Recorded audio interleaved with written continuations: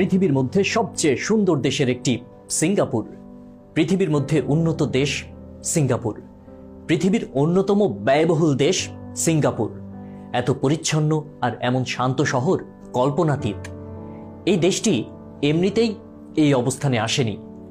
দরিদ্র একটা জেলে পল্লীকে দুনিয়ার সবচেয়ে উন্নত দেশগুলোর একটিতে পরিণত করেছেন সেই দেশের সাবেক প্রধানমন্ত্রী লি কুয়ান ইউ। যখন দেশের দায়িত্ব কাঁধে চেপেছিল তখন সিঙ্গাপুরের মানুষের মাথাপিছু আয় ছিল মাত্র $500।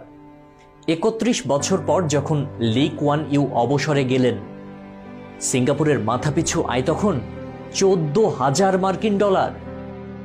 716 বর্গ কিলোমিটার আয়তনের নগর রাষ্ট্র সিঙ্গাপুরের প্রধানমন্ত্রী হিসেবে লি দেশকে নেতৃত্ব দিয়েছেন 31 বছর। তার পূর্বপুরুষ চীন থেকে এই দ্বীপে এসেছিলেন 3 পুরুষ আগে। তার নেতৃত্বেই ব্রিটিশ সামরিক ঘাঁটি থেকে বিশ্বের অন্যতম শীর্ষ মাথাপিছু আয়ের দেশে পরিণত হয়েছে 55 লাখ মানুষের দেশ সিঙ্গাপুর। এই কারণে তাকে বলা হয় আধুনিক সিঙ্গাপুরের জনক। 1954 সালে পিপলস অ্যাকশন পার্টির গোড়াপত্তন করে 40 বছর সাধারণ সম্পাদকের দায়িত্ব পালন করেন লি। সেই পিএপি কখনো সিঙ্গাপুর শাসন করেছে। পার্লামেন্টে বিরোধী দলের সদস্য আছেন মাত্র 6 জন। ব্রিটিশ শাসন থেকে মুক্ত হওয়ার পর 1963 সালে মালয়েশিয়ার সঙ্গে যুক্ত হয় সিঙ্গাপুর। যদিও তা বেশি দিন স্থায়ী হয়নি।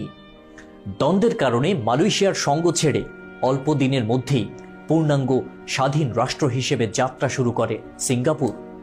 দরিদ্র ও অপরাধে জর্জরিত এই বন্দর শহরটি পরের 3 দশকে সমৃদ্ধির পথে এগিয়ে যায় লির নেতৃত্বে। সিঙ্গাপুরকে তিনি পরিণত করেছেন এশিয়ার সবচেয়ে বড় এবং নিরাপদ বাণিজ্যিক হাবে। রাজনৈতিক গোলযোগ নেই, যোগাযোগ